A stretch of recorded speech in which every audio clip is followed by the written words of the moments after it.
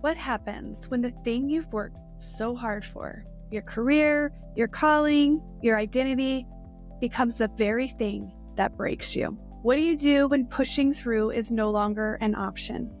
Today, we're talking about something too many of us experience but don't always talk about: burnout. And not just the I need a nap kind of exhaustion, but the kind that forces you to step away completely. My guest, Emily Glenn, she knows this firsthand, and today she's sharing her story.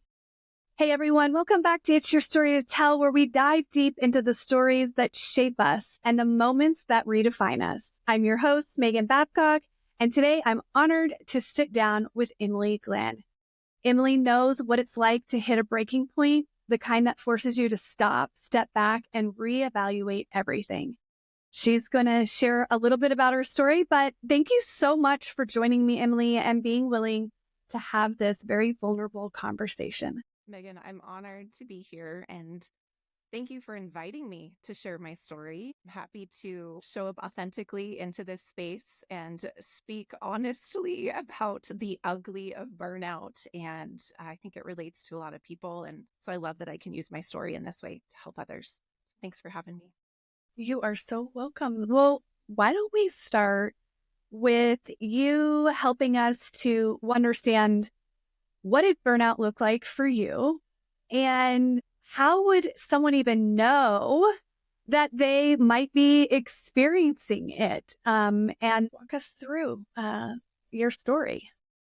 Yeah, awesome. Thank you, Megan. Burnout. Oh, this is hard to talk about, you guys, but I love that I can talk about it. I really believe something that everybody can relate to or have seen probably pieces of, no matter what you do. So I really want to humanize the experience of what burnout feels like. And so my burnout story, I'm a nurse, and I've been a nurse for about 20 years. A lot of that has been inpatient nursing. And I think when you're a leader and you're doing inpatient nursing and working bedside, there's years of secondary trauma that we compartmentalize as nurses. And it's not modeled well to us as first responders, as nurses, and anyone in the medical field, and I'm sure other areas, other jobs, sometimes how to move through in a healthy manner, those traumatic situations. Really, as nurses, it's been modeled to us that to wear hard as a badge of honor. And so we compartmentalize and we push through because it's just part of the job, is what we tell ourselves. And so what I have noticed through my burnout story, I really was on this trajectory of almost pushing through for years before.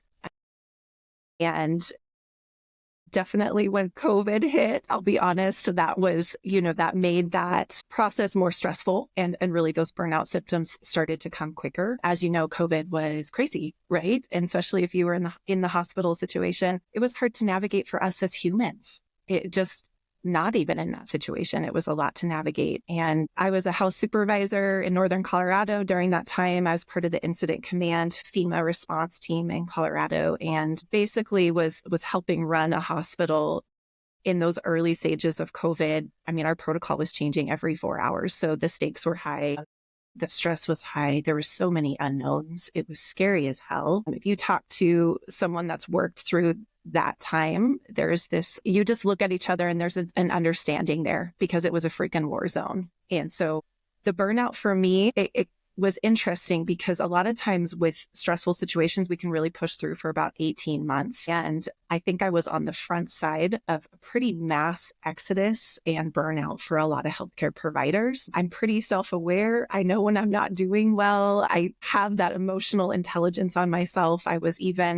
I got to the point where I was like, okay, I know I need to be working on myself a little bit here. I'm just not well. That was the first sign where I just was like, something's not right. I'm just not well. And then I noticed I wasn't recovering between shifts. I was dreading going in to shifts. Talked to a lot of nurses over the last few years that cry in their car before they get out of their car to go into a shift. And so it is very much this, for a lot of us nurses, this like love-hate relationship where we love to serve, we love to be there, but it drains us to such a crazy extent that it's almost this unhealthy, toxic relationship. But what I noticed was not only was I starting to compartmentalize, because you have to do that, right, in the professional setting to push through traumas and codes. And the extent of what I was doing in the hospital was I was showing up when things weren't going well. So it was just bad situation to worse situation. And so there was a lot of stress. But then I started to compartmentalize at home. And so that's where I realized, okay, I'm not myself. Something's just not right. And I started to have different symptoms that I've never experienced before. One of those was, not recovering in between shifts, just being exhausted all of the time, dreading going in. And I started to have a little anxiety coming in. And I've never dealt with anxiety before. I've heard, obviously I've had patients and friends that have had it over the years, but I noticed that it wasn't just at work. I could really push through. It was at home. And so it was interesting that a lot of these home symptoms were just a deep sense of like, I'm not myself, like feeling very depersonalized and disconnected from myself.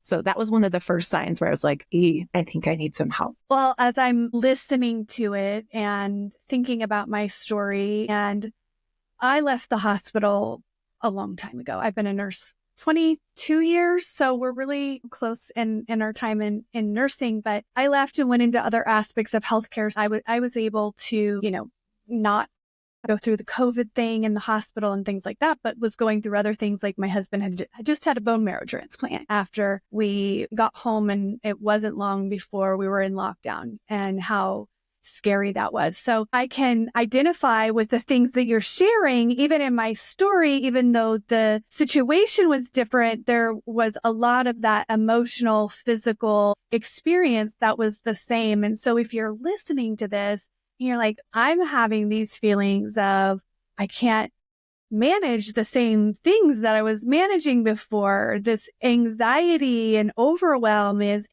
creeping in, because those are all the things that lead up to burnout, right? So our body and our thoughts, they try to give us little warning signs along the way. They start maybe as a whisper, and they get louder and louder to the point of burnout. So burnout is like the culminating event when you realize, I can't go any further, right? The trauma and everything that you were experiencing and not knowing how to manage it and just continuing to push through because, well, wait, I don't have any other options. In my situation, I was pushing through because I'm like, if I actually deal with the reality of my experience right now, I don't think I'm going to get out of bed. And if I don't get out of bed, I have children. What's going to happen to them? How am I going to do all this? So I thought, keep pushing. But what I want you guys to know is if you do that, you get to burnout, or for me, I call it my breaking point, where I just couldn't do it anymore. We're going to have to deal with it. It's whether you deal with it early or you deal with it when your body says, all right, your mind shuts off. We can't go any further because it is going to impact you so greatly. If you are in that place right now, my heart goes out to you, Emily, and I understand what you're experiencing. And we came to a breaking point. So, Emily, what was your breaking point and what was going on? How did you know I can no longer push forward? I need some help here. Yeah. I got to my breaking point because I wasn't able to fix it myself, right? Like I was using all my coping mechanisms, and I was even doing crisis counseling. I'll be honest, our hospital had a free crisis counseling service, and I think I went 10 times. I was really trying to beat the burnout, and I did resilience training. Like I was actively like really trying, and it still hit me. And I think it hits sometimes that burnout. We can't prevent it. We have to actually deal with what's underneath, just exactly what you're saying. I realized, so you call it your breaking point. I think is that what you said? Your breaking point? Yeah. I call it my epic crash and burn. That's really what it was. Appropriate goes with burnout, right? I guess that's probably where the name comes from. It's literally describing what's happening in your world. Yes. Yeah. I think I noticed there was actually a few things that happened that were like big red flags where I was like, okay, something has to change. One of the things, so I was starting, to have more and more body symptoms. So the anxiety was getting worse. I had some depression that started, and then I was starting to have some flashbacks. Flashbacks are really interesting. They are scary as hell. They take you back to a traumatic experience where you can see where you're standing. At least for me, I could see where I was standing in the room. I could tell you exactly what was said, who was there, how the hair was positioned on the bed, where the shoes were at in the room. I could tell you the smell, like everything, which lights were on. It was almost like I had to hold it together in that situation. But then with a flashback, my body was actually having the response. And so that's where a little bit of panic attacks were coming in for me, where I would be having these flashbacks and then my breathing would increase, my heart rate would come up, and I would be like almost reliving the experience. That was interesting because one of the flashbacks I had frequently was from about 10 years before at bedside. And it was a code that I ran on a patient with a saddle PE. And I was the first in the room, and I can remember Explain it so that vivid. for somebody who's not medical. Yes, What's a saddle yes. PE? Okay, so this was a situation where I was a charge nurse on a medical floor, and I got a call that someone's heart monitor was off, and I went and checked on them, and they were blue. And so I was like, oh yeah, we're doing a code on this patient. And so we had to start resuscitation. And I was in charge of leading that. And that was a big part of my job as a house supervisor too, is leading those scenarios or those situations. But for some reason, that one stuck with me because I had just been in that room. I had just talked to him and his wife. There was that personal connection that had been so raw. And I didn't do any healing or debriefing after that situation. Not that I can remember. But for some reason, that was deep in my conscious, like subconscious, where I hadn't thought about it. And I'm not joking, like maybe 10 years. And that flashback kept coming back up. So there was something there that I did not completely debrief from or heal from, or maybe humanize that experience for myself. So yeah, starting to have more of those body symptoms. I had chronic back pain for about a year in my lower back, and I'm athletic, healthy individual. So chronic back pain, like I say chronic because it lasted like a year and a half. Like there was no reason I should have lower back pain. And I really feel like that was stress and burnout manifesting itself. And that's where I was probably holding it, was in my lower back. So I got to the point where I actually got steroid injections. It was that bad. So I was really trying to prevent my burnout by trying the counseling. It wasn't quite working, steroid injections, which that's extreme. I mean, come on. And I got to the point where I continued to just not be well. And I had this one situation it sounds funny, it was a day off. Actually, I had a few situations. I was at Target and there was this couple walking in, and this is when we were supposed to be wearing masks indoor. And they were just, that's the other thing. There was a lot of, as a healthcare provider working through COVID, there was a lot of moral injury from every angle of what was going on. And honestly, we were just trying to do the best we could. Moral injury, unfortunately, from family members. Like I was getting written letters from family members telling me that COVID wasn't real and that I was making this up and that it wasn't really bad in the hospital. And I had one family member tell me, hey, if you're going to wear a mask around me and you want 6 feet, I'll give you 200 miles. And he didn't talk to me for a year and a half.